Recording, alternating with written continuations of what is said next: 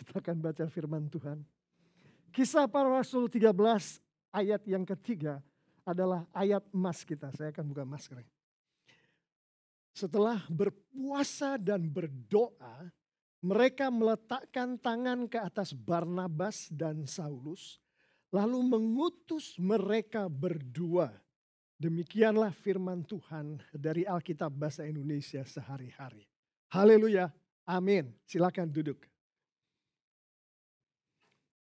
Kalau kita baca ayat emas kita, kira-kira apa sih yang Tuhan kehendaki dari nas di pasal 13 Kisah Para Rasul ini?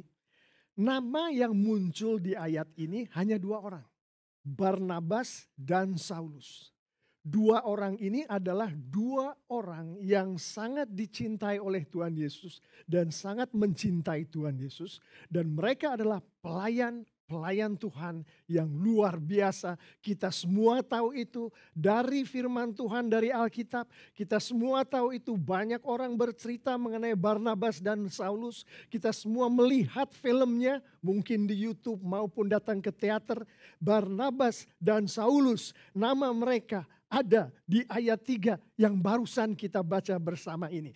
Tapi apakah tujuan Tuhan di dalam menyampaikan nas ini kepada anak-anaknya, kepada kita semua, untuk membuat Barnabas dan Saulus menjadi terkenal? Apakah Tuhan bertujuan untuk mengorbitkan bahasa kekiniannya Barnabas dan Saulus untuk menjadi superstar? Apakah itu tujuan Tuhan? Mari kita lihat. Di Kisah Para Rasul 13 ayat ketiga, di situ firman Tuhan menyebutkan setiba di Salamis, Barnabas dan Saulus diutus Tuhan ke berbagai tempat, salah satunya adalah Salamis. Kenapa disebutkan Salamis di firman Tuhan ini? Karena di Salamis ini banyak sekali jiwa-jiwa yang ingin dijangkau oleh Tuhan. Dan salah satu dari jiwa-jiwa itu ada di ayat yang ke-7, yaitu gubernur dari pulau itu. Sergius Paulus namanya, orang yang sangat berkuasa, dia otaknya jalan, cerdas, dan dia tahu betul apa yang dia kerjakan sebagai gubernur. Kita membaca konteks daripada nas ini, yang Tuhan sedang lakukan di dalam nas ini bukan mengorbitkan Barnabas dan Saulus, tapi Tuhan mau menjangkau Sergius Paulus. Tuhan mau menjangkau orang-orang yang ada di Salamis. Tuhan mau menjangkau mereka untuk kemuliaan Tuhan. Tuhan ingin memuliakan dirinya melalui memenangkan orang-orang di Salamis. Melalui memenangkan gubernur di pulau itu yang sangat berkuasa, Sergius Paulus. Bapak Ibu saudara-saudari yang sangat dikasihi Tuhan Yesus. Kita tahu dari konteks Alkitab bahwa setiap jiwa yang dimenangkan Tuhan untuk Tuhan adalah kemuliaan bagi Tuhan. Amin. Itu harus masuk dulu ke dalam hati kita. Jadi kalau kita pernah mendengar malaikat-malaikat di surga bernyanyi, meniup sangkakala, menyanyikan lagu-lagu pujian karena ada satu jiwa yang diselamatkan, sebetulnya bukan jiwa itu yang disambut dengan nyanyian dan pujian, tapi yang dilakukan oleh malaikat-malaikat itu adalah memuliakan Tuhan. Bukan jiwa yang diselamatkan. Memuliakan Tuhan yang sudah membawa pulang ke surga, masuk ke dalam keluarga Tuhan. Satu jiwa lagi untuk dirinya, untuk Tuhan. Itulah Tuhan kita, itulah bagaimana Tuhan memuliakan dirinya. Kita sudah tahu tujuan Tuhan yang sebenarnya dari nas ini apa. Nah, sekarang yang kita akan lihat lebih jauh adalah bagaimana Tuhan membuat tujuannya ini, yaitu untuk memuliakan dirinya sendiri menjadi kenyataan. Kita tahu kalau kita baca selengkapnya nas ini, bahkan di Kisah Para Rasul, pasal-pasal sebelumnya dan sesudahnya, Tuhan mempergunakan umatnya atau di dalam bahasa Alkitabnya gerejanya untuk mencapai tujuan untuk memuliakan Tuhan ini. Bapak Ibu saudara-saudari yang sangat dikasihi Tuhan Yesus, hari ini yang dimaksud umat Tuhan, dimaksud gereja Tuhan adalah kita di TLCC Amin. Kita umat Tuhan. Kita gereja milik Tuhan. Setiap orang yang ada di dalam ruangan ini, setiap orang yang mendengarkan saya mengatakan perkataan-perkataan ini adalah bagian dari gereja Tuhan yang adalah milik Tuhan. Kita amini dulu itu. Di Kisah Para Rasul pasal 13 ini yang dijadikan kasus adalah gereja Antiokhia. Ini adalah gereja awal di mana orang-orang non-Yahudi berkumpul membentuk tubuh Yesus, membentuk gereja. Di ayat 21 Kisah Para Rasul 11, di situ ditunjukkan, saya tidak akan membaca ayatnya untuk menyingkat waktu, bahwa gereja Antiokhia ini dibentuk oleh Tuhan, dibentuk oleh kekuatan Tuhan. Jadi pada saat itu kita ingat bagaimana Stefanus dirajam sampai mati. Jadi pada saat Stefanus dirajam kemudian dia mati. Kemudian orang-orang Tuhan, pengikut-pengikut Tuhan tercerai-berai. Berpencar, bersekutu dan terbentuklah gereja Antiokhia ini. Dan apa yang terjadi pada umat Tuhan ini, pada gereja Tuhan, pada orang-orangnya Tuhan ini, memberitakan Injil. Terbentuknya gereja Antiokhia karena orang-orangnya Tuhan menyampaikan firman Tuhan. Satu dengan yang lain dan kepada orang lain. Jadi karakteristik daripada gereja yang dipakai oleh Tuhan untuk memuliakan dirinya. Pertama adalah kita lihat dibentuk oleh Tuhan. Dibentuk oleh kekuatan Tuhan. Kemudian yang terjadi di gereja yang dipergunakan Tuhan ini adalah Injil selalu disampaikan. Injil selalu dikatakan satu sama lain di antara orang-orangnya Tuhan itu. Kita lihat karakteristik berikutnya. Di Kisah Para Rasul 11, masih yang pasal 11 di ayat 26. Di situ kita melihat bagaimana Tuhan memberikan pertumbuhan kepada gerejanya. Yaitu gereja Antiokhia yang dimaksud di sini di bawah kepemimpinan Barnabas dan Saulus. Bukan hanya itu, di bawah kepemimpinan Barnabas dan Saulus, gereja Tuhan ini dipakai oleh Tuhan secara luar biasa. Di Kisah Para Rasul 11 ayat 29 sampai 30, di situ firman Tuhan menunjukkan bagaimana gereja di Antiokhia ini dipakai untuk membantu gereja-gereja Tuhan lainnya yang berada di Yudea yang pada saat itu sedang mengalami kelaparan. Masa kelaparan terjadi di situ. Karakteristik kemudian dari gereja yang dipakai Tuhan untuk memuliakan dirinya. Gereja ini bertumbuh. Baik secara kualitas maupun kuantitas. Kemudian gereja ini dipakai oleh Tuhan. Gereja ini memberkati gereja Tuhan yang lain. Kita akan lihat karakteristik berikutnya. Di ayat 23, di situ kita tahu bahwa Barnabas itu banyak memberikan nasihat kepada jemaat Tuhan di gereja Antiokhia. Dia membimbing jemaat Tuhan di gereja Antiokhia. Demikian pula dengan Saulus. Apa ini artinya? Bapak, Ibu, Saudara-saudari yang sangat dikasihi Tuhan Yesus. Gereja itu dengan sangat baik digembalakan oleh orang-orangnya Tuhan. Hamba-hambanya Tuhan. Gereja yang digembalakan dengan baik, maka gereja itu masing-masing orangnya akan menggembalakan satu sama lain. Itu kita tahu dari situ. Gereja ini digembalakan dengan baik atau enggak. Kalau ada sesuatu masalah di dalam gereja. Di sudut mana di suatu kota di tempat gereja itu berada. Di anggota gereja ini sedang bermasalah. Tiba-tiba masalah itu semakin besar. Tapi tidak ada kunjungan terhadap keluarga yang mengalami masalah ini. Kunjungan itu bisa saja memberikan penghiburan, bisa membawakan sembako dan semacam itu. Artinya penggembalaan. Tidak ada kunjungan seperti itu di jemaat yang mengalami masalah ini. Gereja termaksud tidak digembalakan dengan baik. Bukan itu karakteristik gereja Antiokhia. Barnabas dan Saulus menggembalakan gereja itu dengan luar biasa. Penggembalaan itu termasuk juga dengan pengajaran dan pemuritan. Jadi karakteristik yang lain yang ada di gereja yang dipakai Tuhan untuk memuliakan Tuhan. Penggembalaannya berlangsung dengan baik. Kita memuji Tuhan di TLCC. Penggembalaan dilakukan melalui pendeta-pendeta dan elders yang ada di TLCC. Tapi juga pemimpin-pemimpin care group, guru-guru sekolah minggu, pemimpin kelompok musik kita terjadi penggembalaan. Ciri gereja yang disukai Tuhan. Dan pengajaran dan pemuritan juga terjadi di dalam gereja kita TLCC ini. Kita lihat lagi karakteristik selanjutnya dari gereja yang dipakai Tuhan untuk memuliakan Tuhan. Masih Kisah Para Rasul pasal yang ke-11 di ayat ke-24 di situ dikatakan Barnabas penuh dengan roh. Dipenuhi oleh Roh Kudus.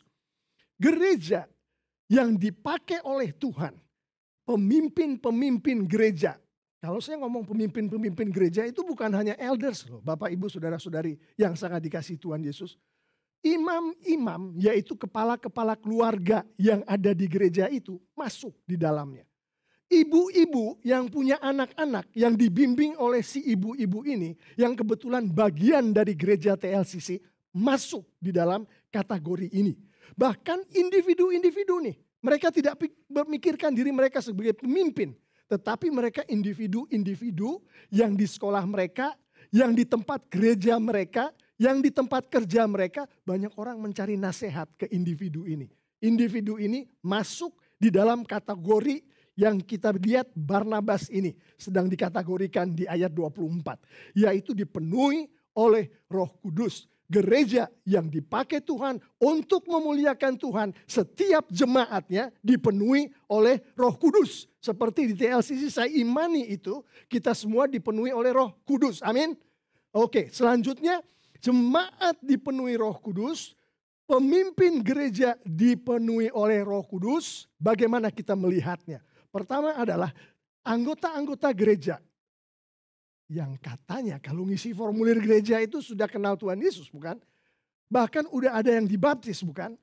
Itu harus sungguh-sungguh didoakan. Sungguh-sungguh dipegang tangan mereka satu dengan yang lain memegang. Sehingga mereka betul-betul sudah lahir baru seperti yang dibilang oleh Tuhan Yesus di kitab Yohanes. Tanpa seseorang lahir baru, dilahirkan kembali melalui Roh Kudus dan baptis, maka orang itu belum masuk ke dalam bagian di mana orang itu dipenuhi oleh Roh Kudus. Tidak mungkin itu terjadi. Jadi gereja harus melihat. TLCC termasuk di dalamnya. Saya mengimani kita melihat satu sama lain. Mendoakan satu sama lain. Sehingga setiap kita, baik di dalam care group, baik yang di dalam gereja, bahkan orang-orang yang hidup di dalam keluarga kita, itu semua sudah kenal Tuhan Yesus dan bahkan sudah lahir baru. Lagi karakter lagi yang Tuhan sukai di gereja yang dia pakai. Di Kisah Para Rasul 13 ayat 1, di situ dikatakan Tuhan menempatkan nabi. Ada nabinya yang dia tempatkan. Dan nabi itu termasuk di salah satu pemimpin-pemimpin yang di Tuhan tempatkan di gereja Antioquia. Dan di Kisah Para Rasul 11 ayat 27 dan 28 firman Tuhan menjelaskan nabi itu apa fungsinya, yaitu mengatakan apa yang dikatakan Tuhan melalui Roh Kudus ke dalam nabi untuk disampaikan kepada jemaat Tuhan. Bahkan untuk disampaikan keluar gereja di mana jemaat-jemaat Tuhan berpencar-pencar pada saat itu. Apa artinya ini Bapak Ibu Saudara-saudari? Pertama, orang-orang di dalam gereja itu yang dipanggil Tuhan untuk menjadi nabi, mereka memenuhi panggilan Tuhan itu dan mereka menjadi nabi seperti yang Tuhan maui. Gereja kita dengan jemaat yang begini banyak yang Tuhan percayakan ke gereja kita. Artinya jemaat A Tuhan percayakan kepada jemaat B. Jemaat B Tuhan percayakan kepada jemaat A. Bukan hanya elders, bukan hanya pemimpin-pemimpin care group. Satu jemaat dipercayakan oleh Tuhan atas jemaat yang lain yang ada di dalam satu gereja. Apakah kita saling melihat satu sama lain, mendoakan mereka, berbicara pada mereka, sehingga panggilan-panggilan Tuhan kepada masing-masing orang yang duduk di kursi di TLCC ini, seperti yang Tuhan panggilkan? Atau banyak di antara kita yang menghindari panggilan? Biasanya seperti itu yang terjadi. Ingat, di Kisah Para Rasul 13 ayat 1, gereja, keluarga, individu yang Tuhan akan pakai untuk kemuliaannya adalah mereka yang dipanggil dan memenuhi panggilannya. Dan bukan hanya memenuhi panggilannya, gereja yang disukai Tuhan, kita lihat nabi-nabi tadi kan, menyampaikan firman Tuhan, bukan? Jemaat-jemaat Tuhan mendengarkan dengan kusuk apa yang dikatakan oleh nabi-nabi itu tadi. Hari ini jemaat-jemaat TLCC mendengarkan dengan kusuk apa yang dikatakan oleh pemimpin-pemimpinnya. Entah di care group, entah melalui gereja. Artinya apa? Pemimpin itu, si nabi tadi termasuk, menyampaikan firman Tuhan. Tuhan berbicara kepada jemaatnya. Tuhan berbicara kepada setiap anggota jemaat di TLCC melalui pemimpin-pemimpin yang ada di TLCC. Artinya ada hubungan yang akrab antara jemaat dengan Tuhan. Akrab hubungannya sehingga kita sebagai jemaat mengetahui hati Tuhan. Apa yang bikin Tuhan marah, apa yang bikin Tuhan tidak suka, kita tahu. Karena kita punya hubungan yang akrab. Itu terjadi karena pemimpin-pemimpin gereja didengarkan betul-betul oleh jemaatnya. Dan pemimpin-pemimpin care group, pemimpin-pemimpin rumah tangga didengarkan betul oleh anaknya kalau pemimpin rumah tangga. Oleh anggota care groupnya kalau dia pemimpin care group. Gereja yang disukai Tuhan. Karakteristik lain lagi. Kita bisa lihat dari Kisah Para Rasul 13 ayat 2. Di situ dikatakan bahwa mereka beribadah kepada Tuhan. Diperkuat di Kisah Para Rasul 20 ayat 18 dan 19. Di situ dikatakan bahwa si tokoh ini yang sedang dibicarakan di situ yaitu Paulus melayani Tuhan. Kenapa itu penting? Karena banyak sekali gereja, banyak sekali care group, banyak sekali sekolah minggu yang melakukan ibadah, melakukan pelayanan. Tapi yang di hati dan mata mereka bukan hanya Tuhan. Saya bukan bilang bukan Tuhan. Tuhan ada di situ, tapi ada yang lain lagi. Ada si ini, ada si itu, ada kepentingan itu. Tuhan katakan di firman Tuhan ini, gereja yang aku suka, yang aku pakai untuk memuliakanku adalah mereka yang ibadahnya, yang pelayanannya berpusat kepadaku. Kepadaku, bukan kepada orang lain, bukan kepada kepentingan lain. 2 Korintus 8 ayat 5 firman Tuhan mengatakan, mereka memberikan diri mereka pertama-tama kepada Allah. Fokusnya Allah. Baru setelah itu yang lain-lain. Maksudnya sesama anak Tuhan. Kepada apa yang diperlukan di suatu keluarga. Tapi yang pertama adalah Allah. Satu lagi karakteristik dari gereja di Antioquia ini. Yang membuat Tuhan pakai gereja ini dengan luar biasa. Di Kisah Para Rasul 13 ayat 2 disebutkan bahwa mereka berpuasa. Berpuasa itu bukan hanya karena atas petunjuk dari Barnabas dan Saulus, pemimpin-pemimpin top dari gereja Antioquia itu. Tapi Tuhan Yesus sendiri di Lukas 5 ayat 34 dan 35 mengharapkan kita semua, anak-anaknya untuk berpuasa. Di situ dengan jelas dikatakan karakteristik dari gereja yang disukai Tuhan dan dipakai Tuhan untuk kemuliaan Tuhan, mereka bukan berpuasanya penekanan saya, tapi mereka rohani, mereka spiritual. Jadi mereka mengutamakan kepentingan-kepentingan spiritual di dalam kehidupan mereka. Tuhan suka akan hal itu dan Tuhan pakai.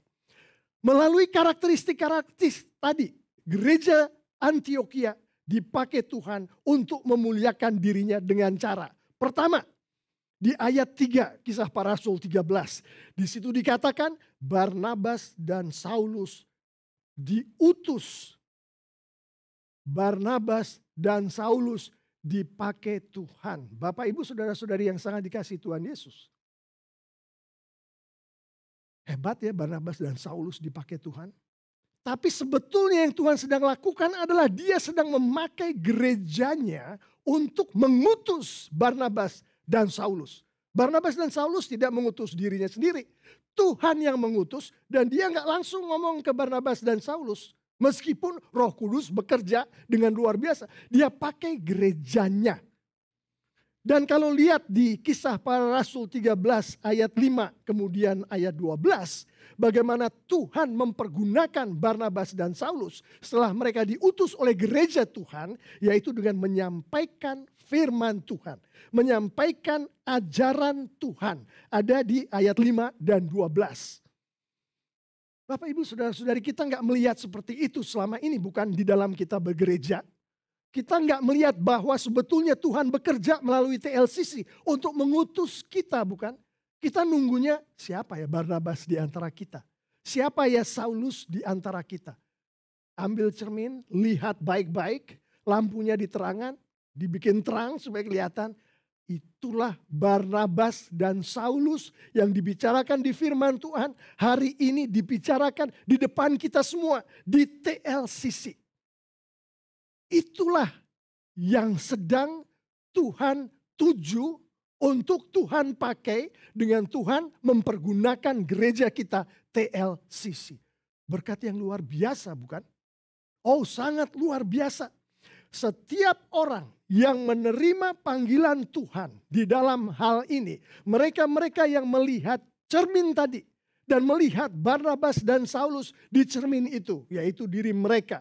Dan mereka menerima apa yang Tuhan panggilkan, yaitu menyampaikan firman Tuhan, yaitu mengajarkan entah anak kita, entah teman sekerja kita, entah di care group, bahkan di gereja, tingkat gereja, mengajarkan firman Tuhan, artinya dia menerima panggilan Tuhan, dia memuliakan Tuhan.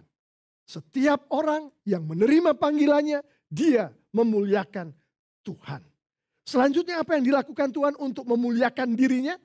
Masih di ayat 5 tadi mengenai Salamis. Di ayat 7 mengenai Sergius Paulus. Si gubernur yang dimenangkan oleh Tuhan. Tuhan memuliakan dirinya pada saat orang-orang itu tadi jiwanya dimenangkan oleh Tuhan untuk kemuliaan Tuhan. Setiap jiwa yang dimenangkan Tuhan itu adalah kemuliaan bagi Tuhan. Kita tahu dua cara tadi. Orang dipanggil, orang menerima panggilan, kita di TLCC dipanggil lewat cermin tadi. Bercandanya lewat cermin. Supaya kita bisa melihat diri kita sedang dipanggil. Terus kita terima panggilan, Tuhan dipermuliakan. Kedua, pada saat jiwa dimenangkan, Tuhan dipermuliakan. Dan dari situ kita tahu, nas kita intinya adalah gereja yang mengutus adalah gereja yang dipakai Tuhan dengan luar biasa untuk memuliakan Tuhan. Saya tahu banyak pertanyaan dari nas yang barusan kita baca ini. Karena sebetulnya nggak dalam. Tapi begitu kita ngelihat cermin yang saya bilang tadi. Dan kita melihat diri kita terus kebayang Barnabas, kebayang Saulus. Pertanyaannya jadi banyak sekali. Untuk itu mari jangan lupa Tuhan memberkati kita dengan pemahaman Alkitab. Yang kita hari ini terakhir kalau saya tidak salah.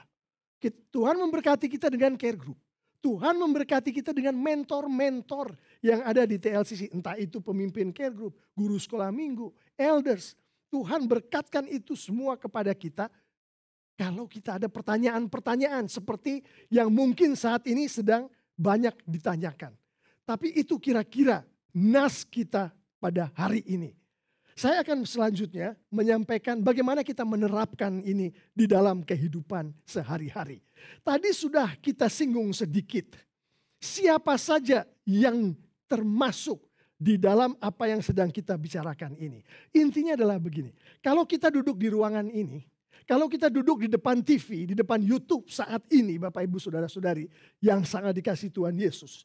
dan Anda mengakui bahwa Anda adalah jemaat Tuhan, Anda mengakui Anda sudah kenal Tuhan Yesus, terima Tuhan Yesus, maka nas yang barusan kita bicarakan ini berlaku untuk Anda. Kalau Anda adalah seorang ayah, seorang ibu, seorang anak, seorang pemimpin perusahaan, seorang pemimpin kelompok-kelompok sosial yang adalah anak-anak Tuhan, bagian dari gereja Tuhan, Anda termasuk di dalam konteks nas ini. Kalau Anda adalah orang-orangnya Tuhan yang mengakui sudah lahir baru, yang lama sudah ditinggalkan, yang baru sekarang bersama saya karena kasih karunia dari Tuhan, Anda masuk ke dalam kategori di nas yang sedang kita bicarakan ini. Intinya kita semua, saya mengimani, termasuk di dalam kategori yang sedang Tuhan bicarakan kepada kita semua. Hari ini melalui nas Tuhan, kita termasuk. Pertanyaannya adalah, kalau Tuhan berkehendak memuliakan dirinya, Alkitab Perjanjian Lama, Perjanjian Baru, semua mengatakan itu dengan tegas.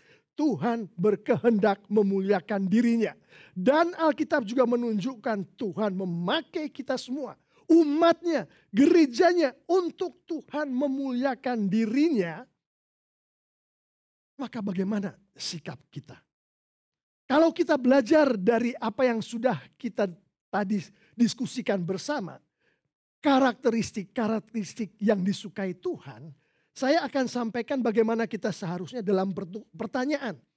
Dari ayat 21 kisah para rasul 11 tadi. Apakah Anda takut dan patuh pada Tuhan? Seperti gereja Antiokhia ini dibentuk oleh kekuasaan Tuhan. Artinya jemaatnya semua takut dan patuh pada Tuhan. Apakah itu diri kita? Sebagai orang tua kita takut dan patuh pada Tuhan di dalam memimpin keluarga kita. Sebagai sesama jemaat kita takut dan patuh pada Tuhan di dalam kita berinteraksi satu sama lain. Saya mendoakan kita semua takut dan patuh. Meskipun kenyataannya ya namanya aja masih manusia kan. Masih banyak yang gak takut. Masih banyak melakukan hal-hal yang seharusnya tidak terjadi di dalam keluarga kita. Kedua, apakah firman Tuhan dihidupi dalam kehidupan kita? Ini termasuk kita baca firman Tuhankah setiap hari? Kalau kita baca, yang kita baca itu kita ngerti atau enggak, itu termasuk di dalamnya. Dan kalau kita ngerti, kita lakukan atau enggak, semuanya tentunya dengan bantuan dari Roh Kudus. Tapi jemaat yang disukai Tuhan seperti ditunjukkan di kisah para rasul ini, jemaat Antiokhia, mereka menghidupi kehidupan yang dibungkus oleh firman Tuhan. Dan saya mengamini TLCC juga demikian. Amin. Karakteristik lain lagi. Apakah iman kita semua ditumbuhkan dalam kehidupan kita sehari-hari sebagai pengikut Yesus dari gereja TLCC? Apakah jawaban dari pertanyaan itu? Kita tahu gereja Antiokhia mereka bertumbuh. Dan saya mengimani melalui apa yang Tuhan berkatkan pada kita. Instrumen-instrumennya, pemimpin-pemimpin gerejanya, care groupnya, dan segala macam aktivitas kita. Kita dikehendaki Tuhan untuk bertumbuh dan kita TLCC akan menyambut apa yang Tuhan tantangkan kepada kita. Kita akan bertumbuh bersama-sama, amin. Karakteristik lain lagi, apakah kita sedang dipakai oleh Tuhan sebagai anggota dari gereja TLCC, sebagai anggota dari care group kita. Tuhan pakai kitakah untuk memberkati orang lain, untuk memberkati sesama anggota care group, sesama anggota gereja? Gereja Antiokhia dipakai Tuhan. Saya mengimani gereja TLCC juga dipakai Tuhan untuk memberkati. Kita lihat kiri kanan, itulah yang sedang Tuhan berkatkan pada kita. Amin. Nah selanjutnya karakteristik yang Tuhan mau kita miliki adalah, ini penting. Apakah kita merasa digembalakan dengan baik di gereja TLCC ini? Pertanyaan penting. Kalau kita merasa digembalakan dengan baik, firman Tuhan tadi berdasarkan konteks Alkitab menunjukkan kita juga harus menggembalakan dengan baik. Kalau pemimpin-pemimpin kita menggembalakan kita dengan baik, di rumah kita tidak menggembalakan anak kita dengan baik, ada masalah di situ. Tapi saya mengimani kita digembalakan Tuhan melalui pemimpin-pemimpin gereja kita. Termasuk pemimpin-pemimpin care group dan pemimpin-pemimpin sekolah minggu dengan baik. Amin. Dan mari kita tunjukkan di keluarga kita. Mari kita tunjukkan bagaimana kita bersikap. Kita gembalakan juga orang-orang yang ada di sekitar kita.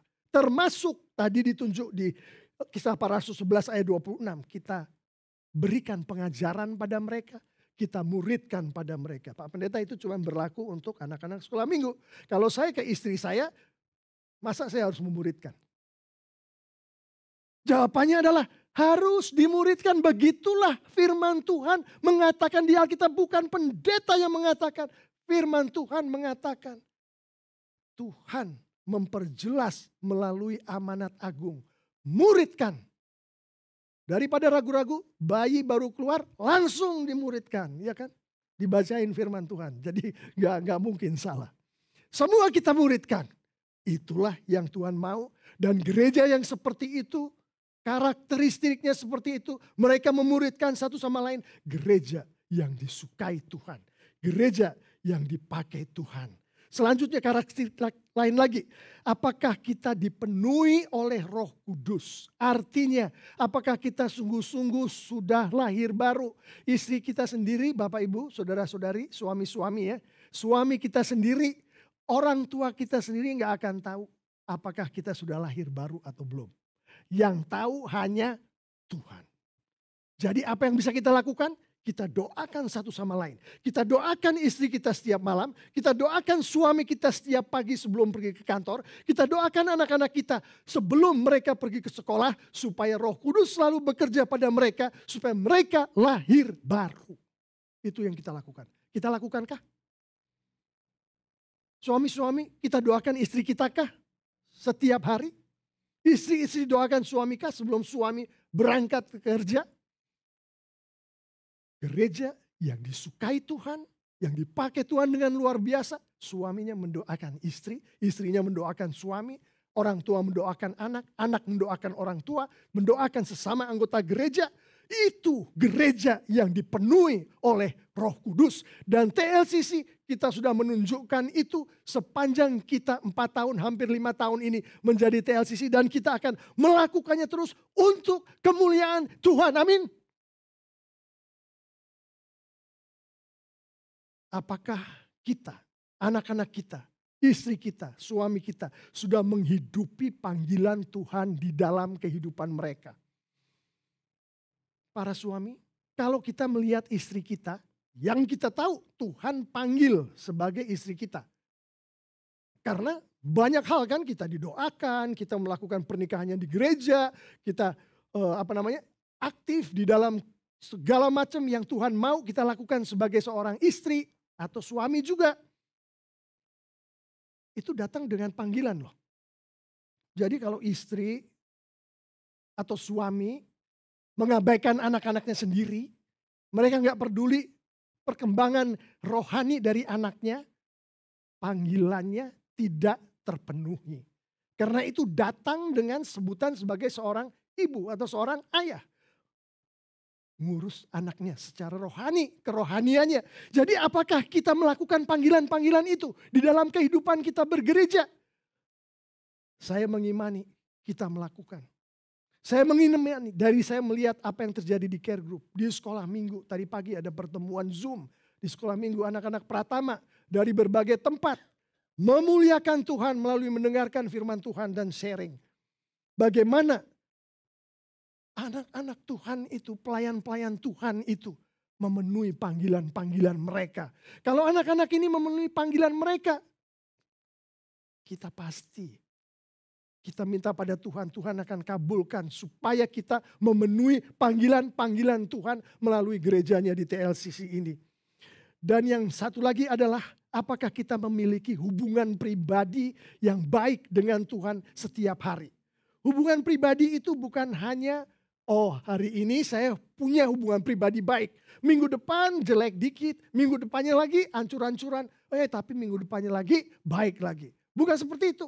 Hubungan pribadi yang baik adalah constant, adalah selalu dalam hubungan pribadi yang dekat dengan Tuhan. Seorang ayah bisa merasakan hubungan pribadinya yang baik dengan Tuhan.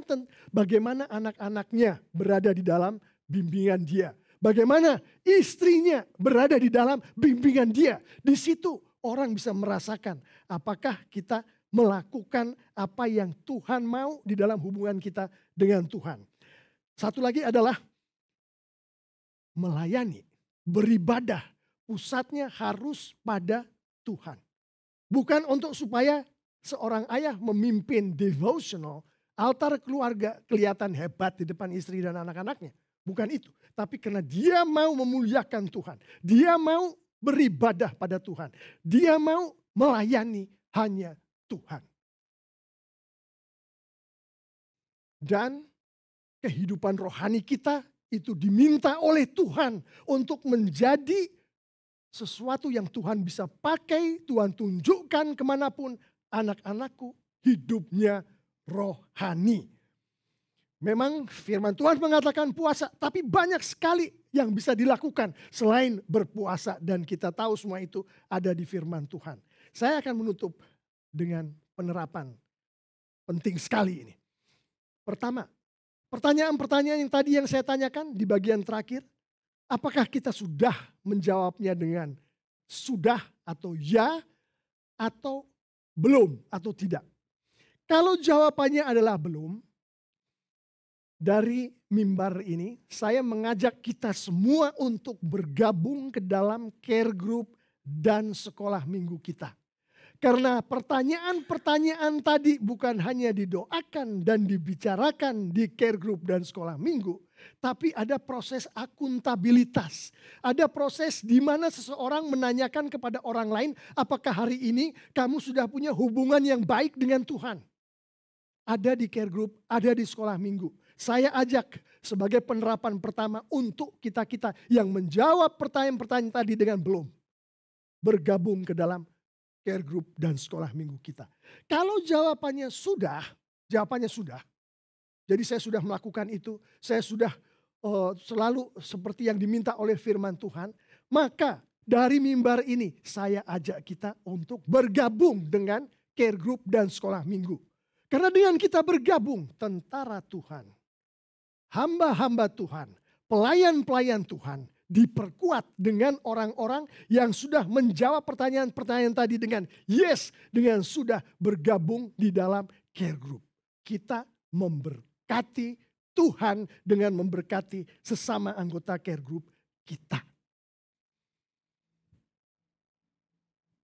Jelas? Amin. Saya akan tutup dengan ini. Seringkali sebagai pendeta, saya bertemu dengan banyak jemaat ya, termasuk yang waktu saya sedang magang dan melayani di gereja saya di Missouri maupun di Indonesia. Kalau ada pertanyaan yang namanya, apakah Anda mau dipakai oleh Tuhan? Mereka langsung perhatiannya nancep, berpusat pada dipakai. Rata-rata mereka bilang, saya ini orang bebas kok Pak Pendeta. Gak suka dipakai orang. Maunya apa yang saya inginkan itu yang saya lakukan. Di sini saya katakan Bapak Ibu Saudara-saudari yang sangat dikasihi Tuhan Yesus. Bukan hanya Alkitab yang menunjukkan, tapi kenyataan kehidupan sehari-hari menunjukkan bahwa setiap manusia, setiap kita ada yang memakai. Itu udah jelas. Kita dipakai oleh kedagingan kita. Kita melakukan hal-hal yang kita mau. Itu artinya kita dipakai oleh kedagingan kita. Kita dipakai oleh sesama manusia. Ada orang yang memerintahkan kita, mungkin dia bos kita, mungkin kakak kita, mungkin guru kita untuk melakukan sesuatu. Dia memakai kita. Kita dipakai oleh dunia. Iya kan? Dunia menginginkan kita bergerak ke arah suatu tujuan. Kita ikutin itu artinya kita dipakai dunia. Kita bisa dipakai oleh setan. Dipakai oleh iblis. Bahaya sekali kita melakukan hal-hal yang Tuhan tidak suka. Kita dipakai oleh setan. Jadi gak ada yang namanya tidak dipakai. Selalu ada yang pakai. Kedagingankah, manusiakah, duniakah, setankah, kita selalu dipakai. Firman Tuhan hari ini menunjukkan kalau memang kita harus dipakai, kenapa bukan Tuhan yang memakai kita. Amin. Kita akan dipakai. Biar Tuhan yang pakai. Jangan biarkan kedagingan kita. Jangan biarkan manusia lain. Jangan biarkan yang lain-lain itu. Apalagi iblis untuk pakai kita. Berikan semuanya pada Tuhan. Biar Tuhan pakai kita. Saya akan menutup dengan satu ayat ini. Kisah Para Rasul 20 ayat 24. Firman Tuhan mengatakan, tetapi aku tidak menghiraukan nyawaku sekalipun. Asal saja aku dapat mencapai garis akhir dan menyelesaikan pelayanan yang ditugaskan oleh Tuhan Yesus kepadaku untuk memberikan kesaksian tentang Injil kasih karunia Allah. Ini orang, ini rasul dipakai bukan oleh kedagingannya, bukan oleh manusia lain, bukan oleh dunia, bukan oleh iblis, dipakai oleh Tuhan. Saya mendoakan TLCC kita semua dipakai oleh Tuhan, kita siap dipakai oleh Tuhan, dan kita dengan bantuan Roh Kudus menjawab pertanyaan-pertanyaan tadi, karakteristik-karakteristik yang disukai oleh Tuhan dari umatnya. Dengan yes, dengan ya untuk kemuliaan Tuhan. Amin.